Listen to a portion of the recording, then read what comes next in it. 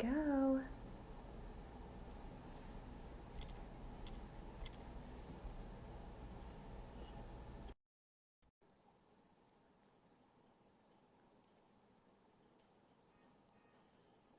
All right, guys, so we are doing, hi, Hello. how are you? How are you? I'm great. Excellent. So good to see you. Likewise. Can you hear me well? Yes, I can hear you. You can hear me, yeah? Yes. Very, very well. Thank you. Perfect, perfect. So we'll just wait a few minutes. Hi, Colleen. We'll wait a few minutes and let some people tune in. Very, Um, very well. I see a Excellent. lot of people on here. Sure. Hi, There's a friend of mine, Maribel O'Neill, yeah. tuning in. Rebecca. Hi, Maribel. Hi, Rebecca. Yeah, yeah. A lot of folks from the church we fellowship at in Jersey City, City Line Church, Yay. tuning Hi, in. Alexis. Oh, excellent. This is fantastic. Hi, Abby. Great. Hi, Rebecca. Hey, girl. Hi, Sam. Awesome. Wow. Wow. Hi, everyone. Wow. Hi. Fantastic. Yeah. Yeah, So, people really respond. Great. so how's everything going over there? Things are going well. Thank God. Cannot complain. How about by you? We're doing okay. A little stir crazy here and there, but can't, Sure. can't just like you said, I can't complain. I can't You complain. can't complain. You can't complain. Yeah. We're all kind of we're all in the same boat. Good to see Elder Josh tuning in. My sister Abby tuning in. Hey sis. Hi, Sister That's great. Abby. There you go. And Coach Mirabel. Alex is the coach of the St. Peter's prep basketball team. They won the county title this year. We're really excited for them. Congratulations, guys. Right, look at that. Marushka. What's up, Alex? All right, I'm just getting myself back. So I put up our graphic so that way if anyone tunes in and has no idea why we're here, what we're talking about, we have this set up for us so people can see right here what we're talking about today. That's Um, fantastic. yeah, Clearly, this isn't your first rodeo. You've done this before, so you're very well a prepared. It's time or fantastic. two, a time or two. Excellent. Excellent. Yeah. Anyone else you want to say hi to before we get Sure, started? sure. So Miss Maritza, I see, is on. I saw that Miss Anita Rodriguez and her family might be on, so that's great. Hello to all of them. My niece, Jennifer, Hi, tuning in from Jennifer. Florida. Fantastic. Uh, Let's see. So all the folks, whether I know you or I don't know you, thank you so much for tuning in. It's such a pleasure and a delight. And thank you to you, Miss Leslie, and to everyone at Everything Jersey City for allowing us to have this platform to share what we hope could be valuable information for all of us at this time. I So have thank you. no doubt that it will be very valuable. I've been singing your praises. I did have a quick conversation with you yesterday just so we could chit chat a little bit about what we'll be talking about today. And even in Mhm. that first couple of minutes in that conversation, I walked away with some really valuable information. So I'm so excited that we have, a full hour for people to get to ask their questions and talk to you. Mhm. Yes, it's a pleasure. Thank you so much for the forum once again, Yeah. and for everyone behind the scenes who's working hard to make sure that this is transmitted to everyone who needs it. So thank you. Yeah, shout out to our social media manager at Everything Jersey City, Adia. She's killing it all the time. So shout out to you, girl. Thank you so much for making sure that we don't look silly. Absolutely, absolutely. Hi, Bill. Um, hi there. Hi, Sayla. All right. So I think we should just guys, I just if you don't know what everythingjerseycity.com is, I'm just going to tell you really quickly. So my name is Leslie and I'm the managing editor of everythingjerseycity.com. We have this Instagram account which is fantastic, but we are a .com. We write blogs and articles. We have an interactive calendar on our website that you can add your events to if they're in Jersey City. Anytime you hear of something really fantastic in Jersey City, please let us know. We highlight the goodness of Jersey City. We highlight the people in Jersey City who are making a difference in their community. So we're all about sharing that positive energy. So right now we have started this live stream segment where we talk to our Everything Jersey City experts about a subject that we think that you guys want to hear about. So today we're going to be talking with Dr. Joel Núñez, and we're talking about coping with crisis and seizing opportunities. And he's going to go ahead and break that down a little more. But before I hand that over to him, I just want to let you guys know, if you look down below, you're going to see a little question box. So if you guys have any questions, you can press that little question box with the question mark in it and type in your question. And then it'll pop up on my end showing me that you guys have a question, and I'll be able to see that, pop that up on the screen so everyone else can see it too. And Dr. Joel Núñez can go ahead and answer that question. Now, if you guys just want to write your questions into the comment bar and have it go in there, that's totally fine too. If you write it into the question box though, I won't miss it. So I won't miss it scrolling through. So either way is fine, but if you want to just be sure I see it, pop it into that question box. And one more thing, one more big favor that we want to ask from you guys is that little arrow box below that has the share. It looks like a little arrowhead.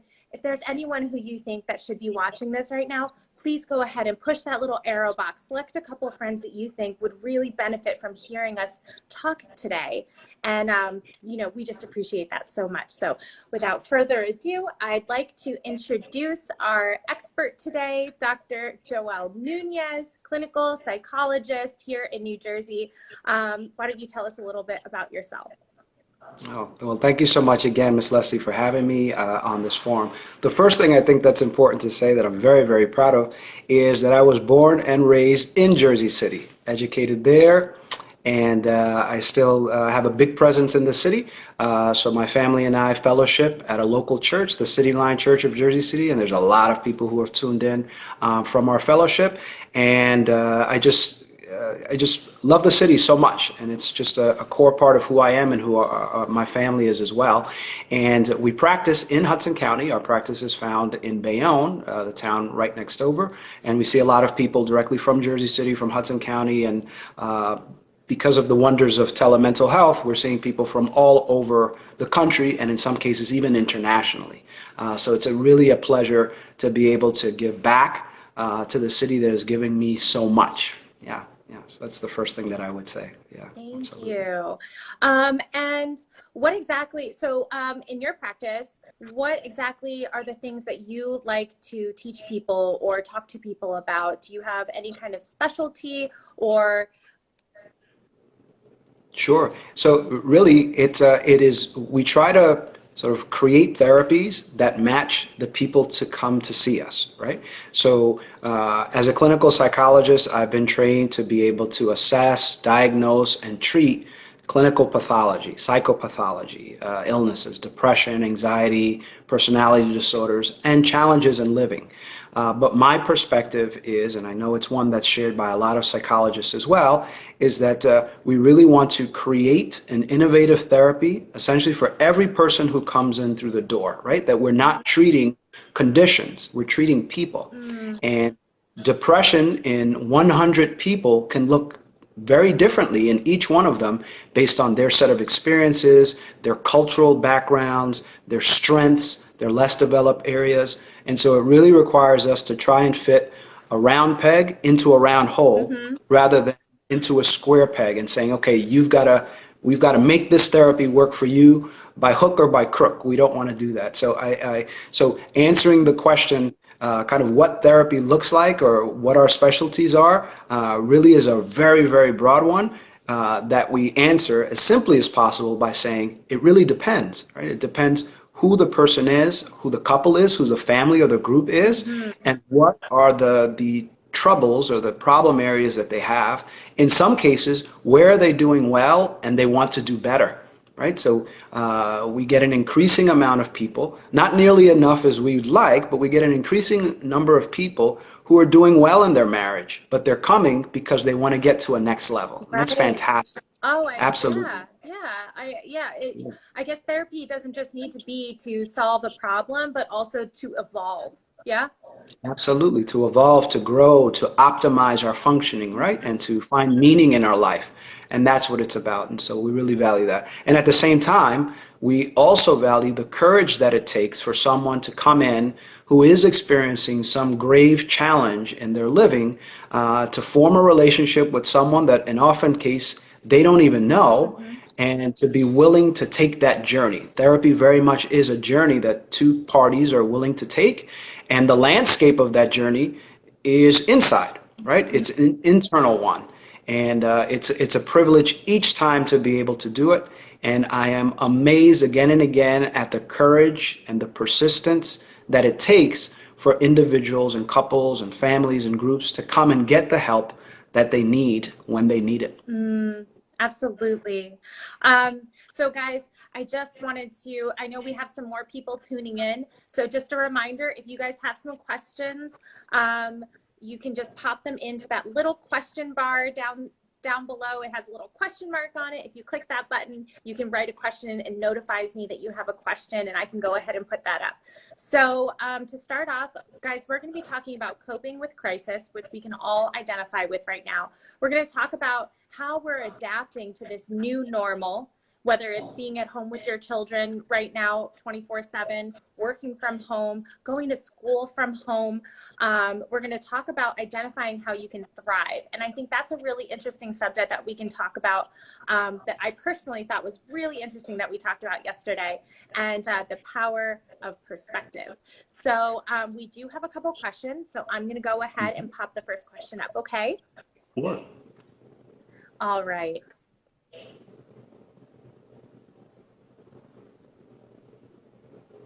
Okay, so first, it's how can you deal with anxiety during these times? So there's the question right there. And I don't know if you can move your screen up a little bit because the question's kind of covering your face. You can tilt your Okay. phone a little bit. So no, other way. Other way. There we go. That's perfect. Okay. All right. We'll see if that will work. And if I don't drop the phone in the process, hopefully that'll work. Okay, Okay. great. Very good. So the question is a really, really great one. How can we deal with anxiety during these times?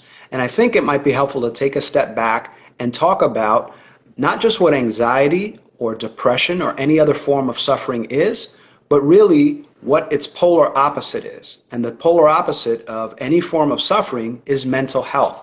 And so let's talk a bit about what mental health is. We'll kind of take a backwards approach to answering that question because it's a really, really vital one. So if you'll allow me, I'll go into that over the next couple of minutes. Absolutely. Okay, great. So I consider that mental health is comprised of three elements. The first is coping, the second is adapting, and the third is thriving, just as you indicated before. And I'll go into each for the next couple of minutes.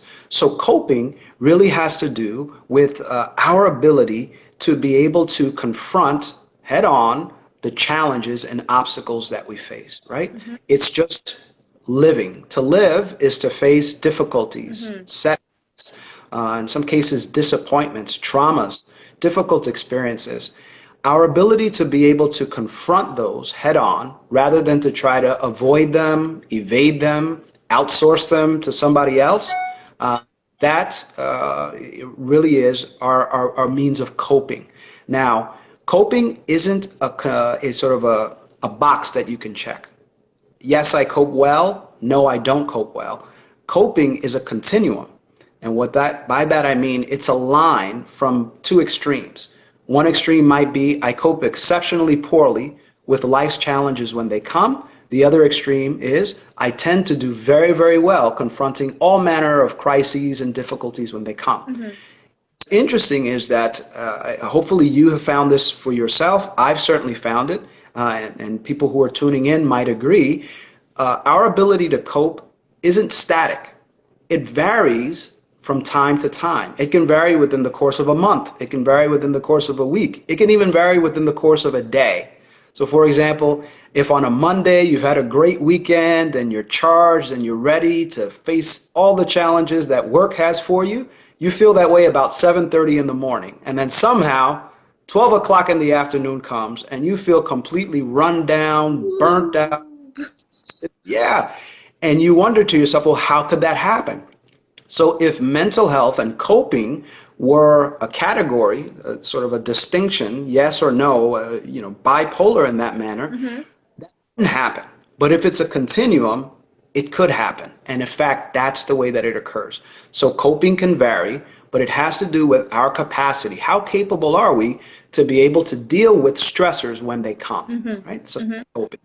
The second element then of mental health, which again is the opposite of suffering, whether it's anxiety, depression, or anything else, the second element has to do with adaptability. How adaptable are we? Mm. Response to the crises that come, right? So crises and just living requires change. In fact, someone has said very aptly that the only constant in life is change, right? Mm-hmm. It's one thing we know that we can count on. We might not know what's coming around the next corner, but we know that it'll involve some kind of departure from what we have currently been doing or what we have experienced in the past.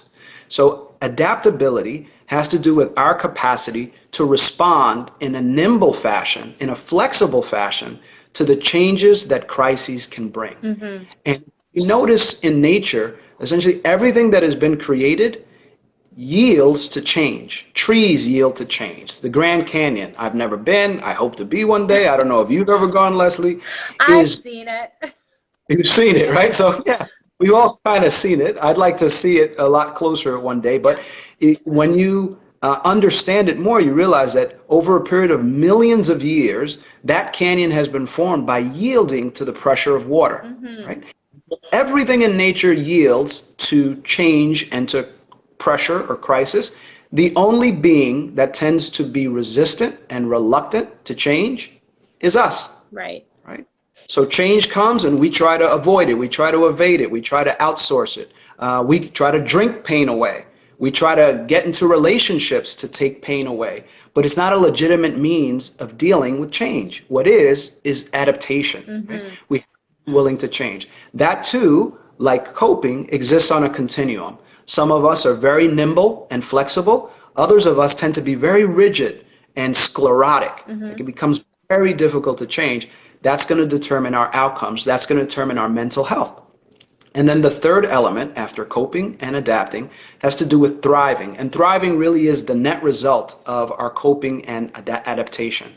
If we're able to cope well with the crises and the difficulties that come, the stressors that we have to face, Mm-hmm. and we're also able to adapt well to the changes that those crises produce in our lives, then we will be able to thrive.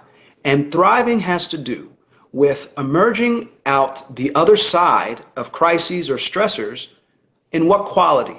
Do we emerge worse than when we entered? Do we emerge the same? Or is it possible for us to come out the other side better than we were, Mm-hmm. stronger than we were, with different capacities? Oftentimes people will say, if they're a person of faith, for instance, they might say, oh, I'm praying for patience.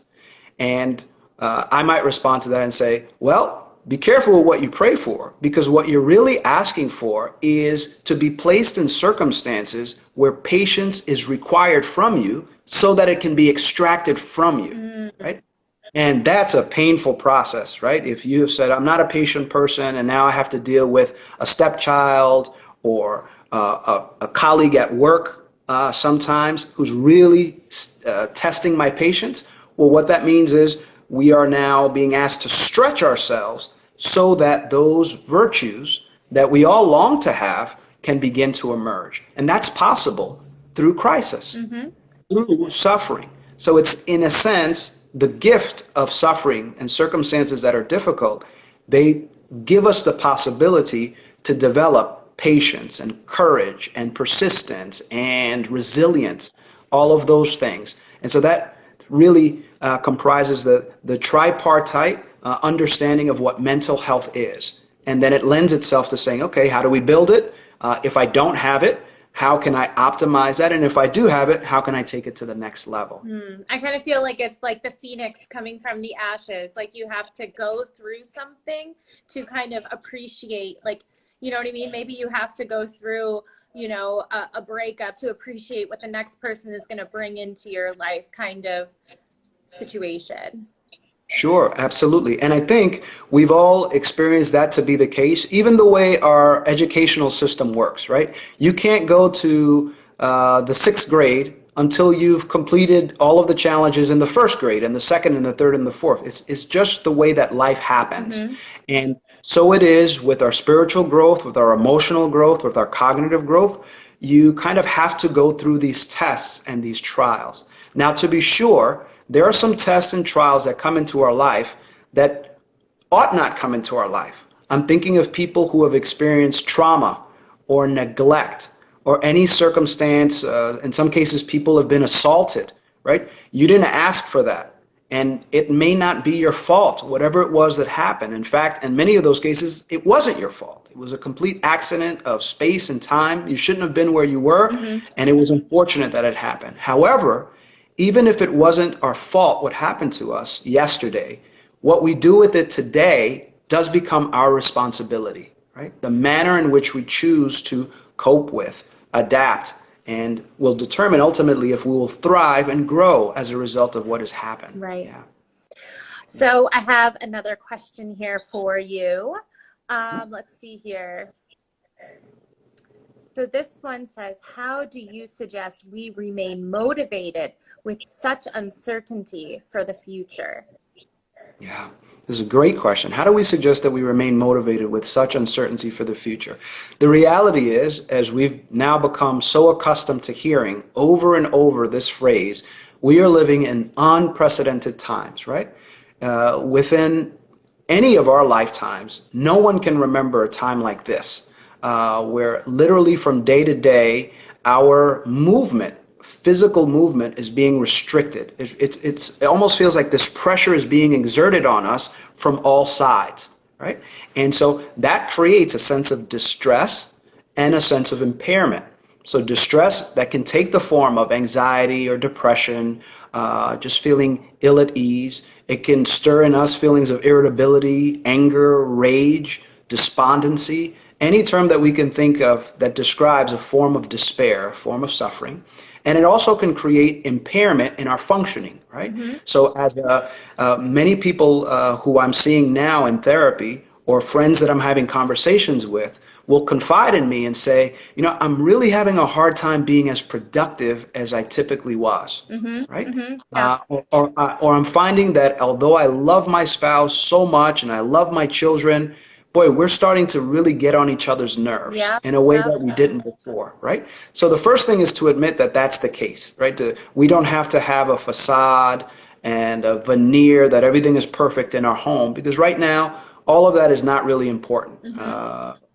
But what does become important is to say, okay, while these times are uncertain and I may not know what is coming next, I begin to believe once again that I have the capacity to cope, to adapt, and to thrive. And if I'm struggling in those areas, these are competencies that I can begin to develop, skills that I can acquire and refine over time. That is possible for us as human beings. And that's the reason that why we're still here as a species, however long after we first emerged on the scene, right? As people, as a society, we've faced stressors that are horrific, and yet we're still here. And it's because some people have been able to move forward with these ideas in mind, coping, adapting, and thriving under these pressures. Yeah. Mm-hmm. So I have another question here. It says, how do we prevent burnout during this pandemic? We don't have our outlets like the gym, barbershops, park. Absolutely. So this is a great question. And this gets to the issue of adaptation, right? Okay. So our routines and our structures, those things that we really counted on that in some ways grounded us, that gave us these outlets, as the person who asked the question, Mo and Grace, good friends of mine. Hello to the Pierre Lewis family. Hi They're guys, asking. welcome. Fantastic. And this question is one that is, I think many people are posing to themselves right now. What do we do when the gym is not there and I counted on that? What do I do when the office that now I'm discovering isn't just a place where I was forced to go, but it was a place that gave me an outlet from home. Right. It was a place that gave me a sense of consistency. I knew that from Monday to Friday, I was trekking into the city for those who do that. And I was taking the subway and I would see some of the same faces. And we would deal with some of the inconveniences that went along with all of that commuting and all of the challenges, but also all of the opportunities that only now we're realizing, boy, I really missed that. What I wouldn't give to be on a crowded train right now heading into lower Manhattan, something that would be unthinkable 2 months ago. Absolutely. Now we're like, yeah, a client of mine recently said, I miss traffic. I miss being stuck on the Newark Bay extension heading into Newark where I do my work. And I never thought that I would say that before. So the question is an incredibly valid one. What do we do now that those structures have been kind of eliminated from our lives? And I would say adaptation requires us to sort of, how do we pivot and make workarounds for ourselves? So for example, the gym. The gym is so essential for so many people. Right. And ultimately, what it allows us to do is to exercise. And we understand that exercise isn't just a matter of summer's coming and I want to have a beach body or whatever it is. Right. That really is those a tertiary. endorphins, like you get those Absolutely. endorphins, and I say this all the time. Sometimes it's so hard to get out and go for a bike ride or go for a run right now, but I can honestly say, even if I'm pulling myself out the door to do that, I never, not once, walk back in the house regretting that I did it. Not one. Absolutely. That is the case. And what you're hitting on is exactly right. As I said, the transformation of our bodies is a great byproduct of doing exercise, but it really ought not be the primary reason that we're doing it. Right. Biochemically, the way that we're created is that when we are moving our body, right, and when we're burning calories, when we're really active instead of sedentary, this begins to release in us a whole chain of biochemical events in our brain and in our body.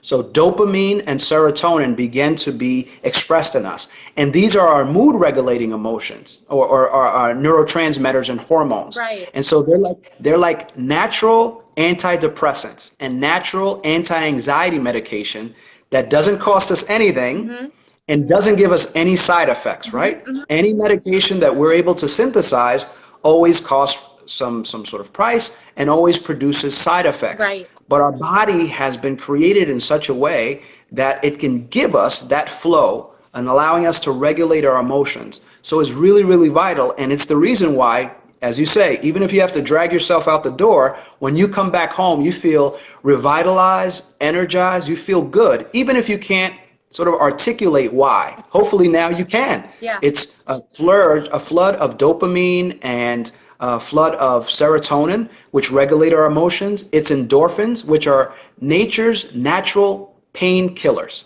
It's an analgesic, right? So if we have physical pains, the aches and pains that a lot of people get, and they say, boy, I can't exercise because it's just going to cause me more pain. Well, actually, one of the reasons that we have those aches and pains is because we're so sedentary.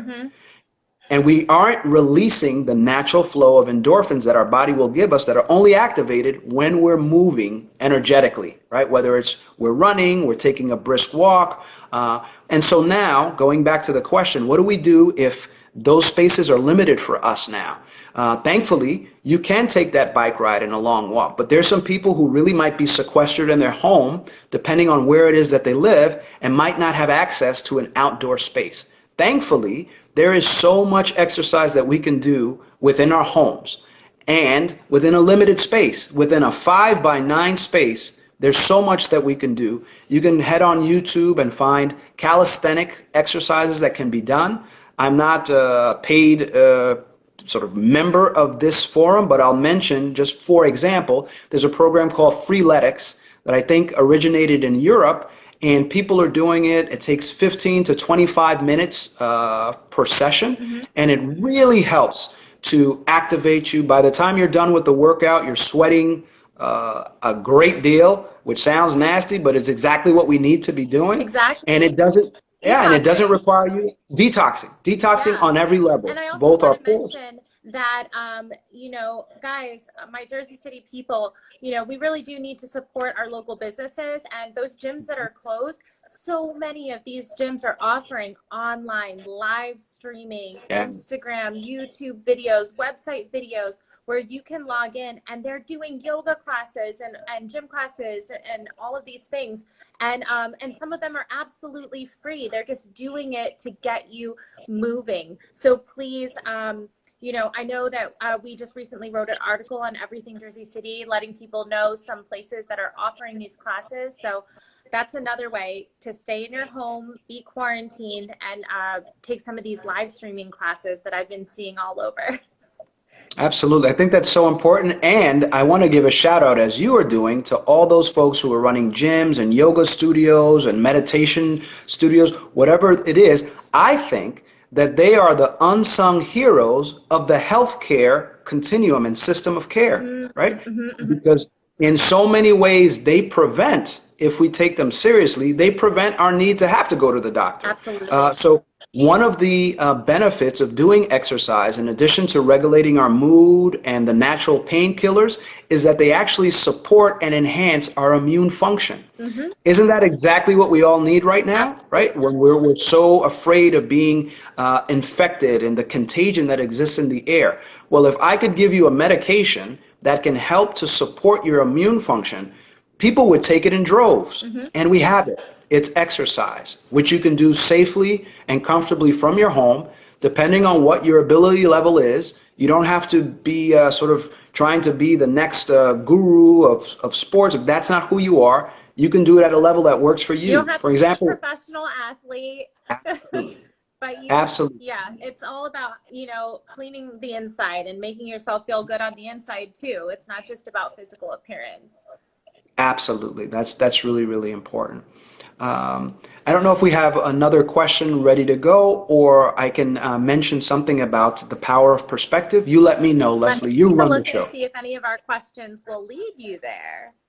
Ah, very Let me good. see here. Let's see. Well, let's answer. We have, Doctor, we have a lot of questions here. Okay. I'm going to throw a question up, and then we can go into perspective right after. Let's see here. It sounds like we're going to have to be adaptable today Yeah. and kind of flow with it. We flow We're with going it. to adapt. How do you?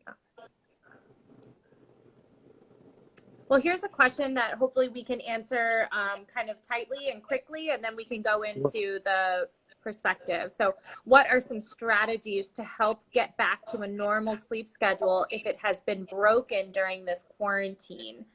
Fantastic. That's a really, really important question, because that's one of the major symptoms that people are reporting during this time, that their sense of time is evaporating, right? Right. All notion of time is going out the window. Why? Because each of us generally had, before this crisis began, external sort of demands on our time.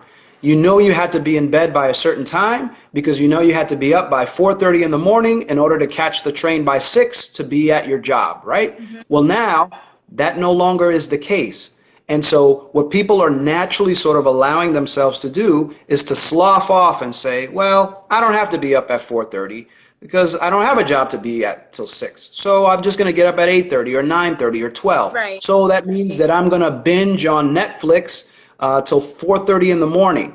And so we're really disrupting our sleep-wake cycle, and this is leading us to feel more run down. I don't know if it's ever happened to you, but if you ever go to sleep late and then wake up late, you don't feel any better. You're kind of like in a Correct. cloud or a haze. Absolutely. All day long, you're in this sense of like just feeling yucky, Yeah. for lack of a better term. Yeah. And so what is, many of us are experiencing that, especially a lot of our young people who are college age, because they can do their classes online whenever they need to. There isn't sort of a demand that they begin their school day at a certain time and end it at a certain time. And so what I'm recommending to each of them and to all of us, regardless of who we are and what our sort of our life prior to the coronavirus and the quarantine was, is that we impose upon ourselves a schedule and then have the discipline to follow that schedule.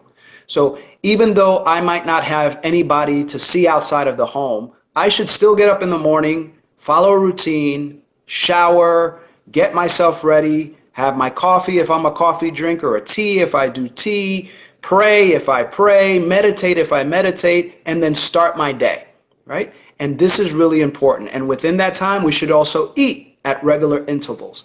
Try to keep as closely as possible to the routine, provided that our routine was healthy before, Right. that we keep to that routine because our bodies crave it.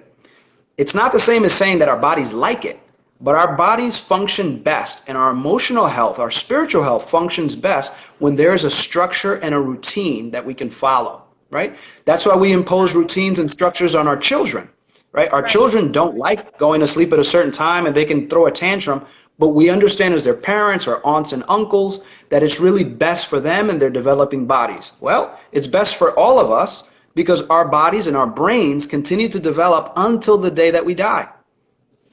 Under, oh, I have a very important question here Sure. that I'll throw up.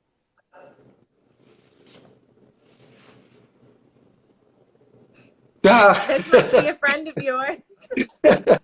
Who is this? This is crazy. So the question is, Doc, here's a question. Why are you so awesome? Love you, Doc. God bless you. From my good friend Anthony Lopez, who some might consider at this point, clearly you paid him to call in and to write in that question. I just saw it. I thought it was so sweet. I couldn't help but put it up for you. That's awesome. He's a really good friend of mine, and I would say if he thinks I'm awesome, I'm very very humbled by that. But the reality is that all of us stand in a position to be able to, at this time and at any time, give the very best of ourselves to each other. Isn't that a form of encouragement and motivation when we can do that? So you're doing that through presenting this forum every week to people and presenting the best of the news in Jersey City, when clearly there's an alternative, right? So thank you for what it is that you do. Thank you, Anthony, for being an awesome person by even giving me that form of encouragement So live in real time. That is nice. So here is a question, or more of a request, that came in from Franny. She said, yes, please talk about thriving. We need to be better and kinder as a society. Absolutely. So let's do that. And in order to sort of delve into that, I wanted to sort of bring back a piece of the conversation that you and I were having, where you were asking, say some more about thriving. Does that look differently for other people? Can you, I don't know if you can sort of summon that question the way you posed it when we spoke. Well, when we were speaking yesterday, you were saying, so you can go through crisis and then you can come on the other side and be thriving. And then my question was, well, what is thriving? Like what is the definition of thriving? Sure. How do we know if we're there or if we're not there? And I loved your answer, so I can't wait for everyone to hear it. Okay. Hopefully I will reproduce it as faithfully as I did yesterday. But I think a part of it is that we need to understand that thriving really is an individual matter, right? Because everyone isn't at the same starting point. So if, for example, I'm in a relationship where we've had a fair amount of contention or conflict, then thriving for me will look like, today, I'm in the house with my spouse and our 4 children, and everybody is going to school. And for me today, I don't blow my top, right? Today, I don't throw dishes across the room. Today, I don't make anybody feel unsafe in my presence. That is thriving, right? Now, for someone else in a different circumstance with a different set of sort of elements in their life, that might be just the bare minimum. All right, every day I try to keep my family safe, because I'm not accustomed to, and they're not accustomed to me raising my voice and making this an unsafe place for us to be. So for that person, thriving might look like, okay, beyond the bare minimum, thriving for me might be, today I want to be as productive as possible. There were 3 things left undone from yesterday, and I want to keep them going. So to some extent, there's an individual component, and I want to make that, I want to underscore that, because some of the people who might be tuning in today might live on the economic margins, right? And so they might not have a bike like you have, or like I may have access to, or a safe place to live. It might be dangerous for them to actually go outside their homes. So within the context and the constraints that each of us have, we ask ourselves the question, how can I be the best person possible today? Right? That being said, sort of a specific or as a disclaimer, I want to just remind us that thriving really has to do with the possibility of, after we have faced the crises, the challenges, the setbacks, the obstacles that each of us has to experience, how do we emerge on the other side? There are people, or for example, in my clinical sort of training, we've been very well versed on what is post-traumatic stress as a disorder, right? We're all familiar with that acronym, PTSD, and our courageous servicemen and women who return from overseas after multiple deployments might have that serious condition that's very pervasive and very prolonged. Okay. So what that condition sort of asserts is that there's been a trauma. That trauma has come to interrupt typical functioning, and now the person is under functioning. And we want to get them back to what? In some cases, we want to get them back to their what we call pre-morbid level of functioning. Before the trauma, we want to get them back to the same way they function occupationally, socially, biologically, and all the rest. Right? That's possible. But what many of us contend and understand now is that it's also possible, following trauma, overcoming some sort of difficulty, is actually growth on the other side of that experience, right? So that we can actually be better than we were before, not despite what we went through, but in a strange way because of what we went through. Yeah, depending on how we face those difficulties. Do we evade and avoid them? As I mentioned before, oftentimes addictions are our failed attempts to try to confront an obstacle that exists in our lives. Why is it a failed attempt? Because it never gets at the heart of the issue. And instead of solving a problem, it creates another problem, right? So if I develop a drinking problem as a result of being quarantined in my home and because I can't take it and I've been furloughed from my job, well, I have to deal with the same issues that everybody else is, but now I have another problem because I'm wasting my money on alcohol instead of using it to be able to provide for my family. I'm becoming physiologically dependent on a substance. There's people that I know that can't sleep without drinking, or that find themselves in really destructive relationships because they keep trying to fulfill a need, to sort of scratch an itch that will never fully be satisfied by the behavior that they're employing. And so thriving requires us to confront and cope adaptively or in a healthy manner with what we're facing, to adapt to whatever changes that come, including going to get help when we need it, and finally being able to emerge out the other side more equipped rather than less. Right. It's a very individual situation. And I think that's the biggest thing that I loved about what you said, is that it's an individual situation, and no matter where your starting point is, as long as we're going this way, we're thriving. Come on. Absolutely. Yeah.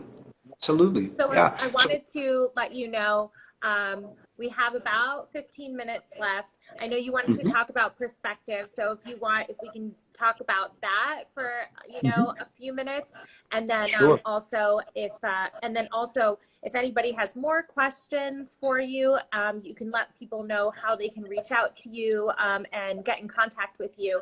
So we can talk about perspective, and then, I can give you a little, just so you guys know, I'm not cutting him off. Instagram cuts us off at 1 hour. So I can let this run forever, but I'll give you kind of like a 5-minute warning when you're getting a little close. Thank you so much. I really appreciate that, Leslie, for sort of to what you're providing is a structure, and we need that. I'm all about lists and routine. Don't worry. And again, I just can't underscore how important that is. And so it sounds like we're doing it sort of in jest or just as a pleasant banter between us, but you are exemplifying exactly what it is that we need. Like if it were up to me, I'd be talking for 3 hours and Instagram would have cut me off 2 hours ago. So I really, really need that structure, and we all do. Absolutely. So a brief word on perspective and the power of perspective. In many cases, our emotional and our spiritual health, our mental health, is determined by the perspective that we adopt. And that's very important. And if misunderstood, it can sound like we're almost sort of blaming the victim. So if someone was the victim of a horrific abuse or assault sometime in the past, it sounds like I am suggesting that if they only change their perspective about what happened, things would be so much better for them. And they can hear that as very, very dehumanizing and very, very blameful, right? And very insensitive. And in fact, it would be, but that's not what I mean. What I mean is, as a couple of thousand years ago, a Greek philosopher by the name of Epictetus wrote, people are not disturbed by things. They're disturbed by the view they take of things. And that it helps us to understand how two identical people can go through the same stressor and come out the other side completely differently. You say, okay, it wasn't the circumstance that determined their outcomes, the results, it was something else. And oftentimes it is on the basis of what is the attitude or the perspective that they choose to adopt. So thousands of years after Epictetus wrote what he wrote, in the 20th century, an Austrian psychiatrist by the name of Dr. Viktor Frankl wrote a book called Man's Search for Meaning. And he was sent to a Nazi concentration camp, a set of them, including Auschwitz. Right. And what he discovered was the following. He said, the last of the human freedoms is to choose our own attitude in a given set of circumstances. In other words, when everything else is stripped away, you and I still have a choice. Will we allow our attitude to make us bitter and to break us, or we will remain hopeful with a sense of meaning? Now, that doesn't mean that it's easy by any stretch of the imagination. But again, the person who was writing this was not someone who came up with this theory when he was in a plush leather chair smoking a pipe in upper crust of society. He was literally at death's door. We've all seen the pictures of the emaciated, skeletal concentration camp victims. He was one of them. And he was still asserting, my attitude is going to help determine how I face every day. Even when death comes for me, am I going to go out bitter and broken and hopeless, or will I go out with a sense of expectancy and meaning? So the question becomes, how do I begin to shift my perspective? And I think we've begun to answer that within this hour, even through the questions that people have asked. I love that. I think that's such a powerful thing to find. Now, I just wonder, did somebody impart that knowledge onto you and it kind of just really resonated with you when you heard it? Because I feel like it's something that I'll probably use moving forward when I think about perspective too. Sure. Thank you so much for asking. And I don't have sort of any shame in disclosing and divulging. As a young man, beginning at the age of 16, I experienced a set of increasingly very difficult trials and challenges in my life. The first was going back to the fact that I was born and raised in Jersey City. One day I was playing basketball in Lincoln Park in Jersey City in front of the big fountain that's there that has been restored a number of years ago. Absolutely. I was playing. I went to dunk the basketball. I neglected to take off my father's wedding ring that he and my mom had sort of they had renewed their vows, and so I was wearing his old ring because I thought it was a conversation starter. I went to dunk. My finger got caught on the rim and it ripped off. And so I had what's called a degloving injury. I could still function in every way like every other human being, but I was a 16-year-old kid attending a local high school in Jersey City, academic high school, now McNair High School, McNair Academic. Shout out to all the McNair or academic high school folks who are tuning in. But the point is that it really began to shake my sense of self-confidence, right? Like when you're a teenager, you think if you have a zit on your forehead that everybody else can see it and that everybody else cares. Of course. I just felt completely crushed by that, and it affected me in really significant ways. A couple of months after that, my sister died in a tragic accident. She was riding her bike on a base. She was a United States Marine. She got hit by a truck, and she was dead within days. She was 20 years old. And then a few weeks after that, my mom, who took my sister's death particularly hard, she suffered a massive heart attack, and she died. She was 41 years old. So all of these events in quick succession really began to alter my sense of self, really caused a massive amount of distress in my life, and caused a lot of impairment in my functioning. And so I spent the next 4 years of my life in college kind of completely unmoored and adrift. It's like I had no anchor, and I was engaged in a lot of self-destructive behavior and a lot of self-loathing. I was felt a lot of pain and a lot of anger, and Understandably, yes. yeah, sort of makes sense, right? And so it was about my actually my senior year, that I came across this quote from Epictetus, that we're not disturbed by things, but by the view we take of things. And I have to tell you, I was very upset when I read that, because I thought, no, I'm not disturbed by my view of things. I'm disturbed by the fact that I lost my finger, my sister, and my mother. Yeah, That's why I'm disturbed. right. But that it just wouldn't leave me. And the more I thought about it, the more I wrestled with it, and I realized, no, it really is the perspective that I've adopted that says life is meaningless because my sister's not here and my mother's not here. If there is a God, this is a cosmic joke. And maybe there isn't even a God, because this is meaningless. And that explained why I was engaged in self-destructive behavior, because I was angry and I was bitter and I was broken. So slowly but surely, with the aid of a lot of people in my life that sort of came to my rescue, I began to reshift my perspective to a healthier one. And over time, this allowed me to heal. And I am a testament, I'd like to think, to the fact that we can emerge from the other side of crisis, even existential adversity like the one that I faced, and come out better than we were before, and capable of being able to be compassionate to other people who are suffering, and be able to sort of sit there with them in their difficult times and hold a hope that if I was able to be transformed, even in the face of adversity, that they can too. Absolutely. Yeah, I think that's the perfect way of, you are a testament. You are the example that people are looking at when they're saying, okay, well, you think I just need some different perspective. You don't know. And now everybody knows you do know. You know what it's like to not have the correct perspective, and pivoted. Hmm. That's Absolutely. To just fantastic. sort of turn it. So we have Yeah. about 8 minutes left. Hmm. Let's see if we have a, a quick answer question here. Bum, Sure. bum, bum, bum, bum, bum, bum. So okay, so we'll have to do this really quickly, but it's, how can you know if a loved one is suffering from depression or bipolar? Are there Sure. some key telltale signs? Yeah. So what we want to note, without being too specific about a particular disorder, because obviously many people can be questioning right now, well, maybe it's another sort of set of symptoms that can be occurring.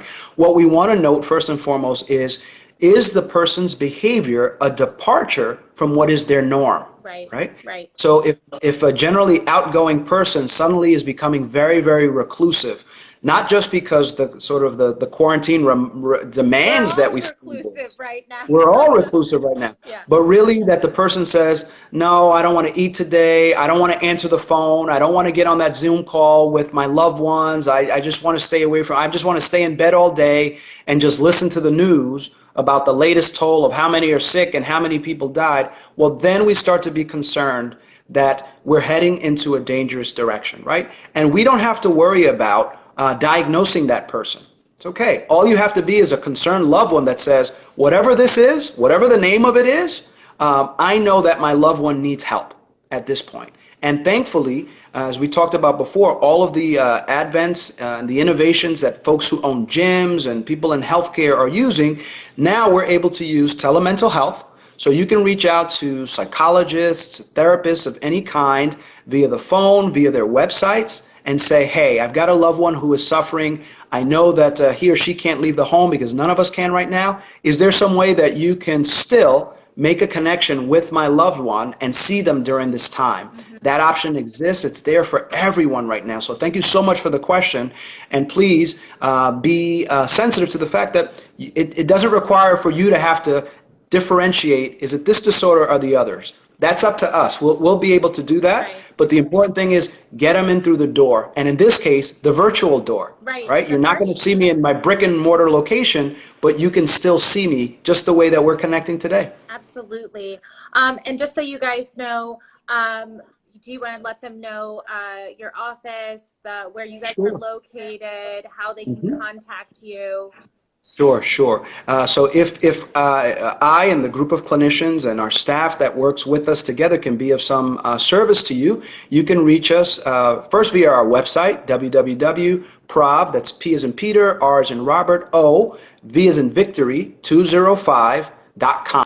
There you can find out more about who it is that we are, the clinicians that are working with us at this time, and you could also communicate and submit your interest to be seen by myself or someone on my team, and we'll try to help you as much as possible. In the case that we can't, because our capacity becomes sort of overwhelmed by the amount of need that's coming in, we'll try to refer you out. But please know that there is help available for you. And it really is a phone call away. It really is a couple of keystrokes away. And you can connect with a human being during this time. It's not the same as it always was, but we have to now adapt and connect nonetheless, because we need that as human beings. Absolutely. I went ahead and wrote in the comments below the Instagram account that is associated with you guys, so they can also go there. They'll be able to send a direct message or reach out to you guys that way. So we have about 3 minutes left. So if there's anyone you want to say hi to in these comments, you can scroll through and scroll back and say hi. Let's see if I can find some people. I know that welcome. We have a lot of people saying thank you for this, and you guys, thank you so much for tuning in, because if without an audience, we can't do this. So thank you so much. Absolutely. So the first business that I want to shout out is Everything Jersey City. Oh. So I hope absolutely. So I hope that all the people who have tuned in this week can say this isn't just such an enriching experience this time, but I know that every week Everything Jersey City is working really, really hard to produce quality content that can be of a benefit to everyone in our city, everyone in our region, and every human being, period. So please continue to, now that you've been introduced to this forum, don't go away. Become a member, right? And Ms. Leslie, you can tell us how we can do that so that we can continue to be benefited mutually by this type of experience. Yeah. That said, I also want to give a shout out to, well, my big brother is on. His name is Hilario Núñez Jr. We lovingly refer to him as Larry. He's on. My sister. Larry's on there. Let's see who else is on there. Miss Francine, of course, is on. Dalia Rivera. There you go, Miss Dalia Rivera and Paul White. Paul was just discharged from the hospital after having suffered a bout of coronavirus, and he's been healed. And so we're thankful for all of the staff members that were responsible in his health care. We're thankful to God and for everybody who prayed for him and had well wishes in his direction. So thank you so much for tuning in. Also, Miss Cynthia Garcia Suarez and her children, and she's talking about adaptation, so we appreciate that. My other baby sister, Ana Núñez Robertson, is on. And so we're really, really appreciative. It's great when you can have family and you can say, hey, support me, and they come through. I wanted to say that, oh, it's Jen. Hi, Jen. She said, thank you so much. I graduate next week with no commencement, and it's incredibly disheartening, but I'll be working on changing my perspective and finish the semester strong. Girlfriend, we are cheering for you. I love hearing that. That is so amazing, Jen. Everybody send Jen some claps, because she's on it and she has our support, right? He does. That's my niece, and she's doing really, really well down in Florida. We're so proud of her, and we know that it's such a, again, this has been a game-changing time, right? So that so many of the activities that were meaningful to us are completely eliminated. So rites of passage like graduations and bar mitzvahs and get-togethers for family that are important just can't happen at this time, but we're adaptable. I was supposed to be at a wedding right now in Florida. I'm a bridesmaid at a wedding, and the wedding had to be rescheduled. So but it's really disheartening, to have to go through that with my friends, but she's going to come out on the other side. We're going to have a beautiful wedding a couple months later, and it'll be great. Fantastic. Fantastic. Congratulations to her, and thank you for having that perspective, and I'm sure you share that with her. Yeah, we're trying to keep it positive. All right, guys, so we are out of time. Thank you so much for tuning in to Everything Jersey City. If there's anything that you guys want us to talk about, please, please, please reach out to us, DM us, let us know, and go to everythingjerseycity.com. You can go ahead and subscribe. We send out weekly e-blasts, let you know what's going on in the city, some people that you should be focusing on who are doing great things for the community. So please go to everythingjerseycity.com and check us out. Dr. Núñez, thank you so much for joining us. Thank you. It's an absolute pleasure. Thank you. And thanks to everybody who tuned in, and just share this positivity wherever you go. We need it. Oh, okay. Bye, guys. Okay, take care.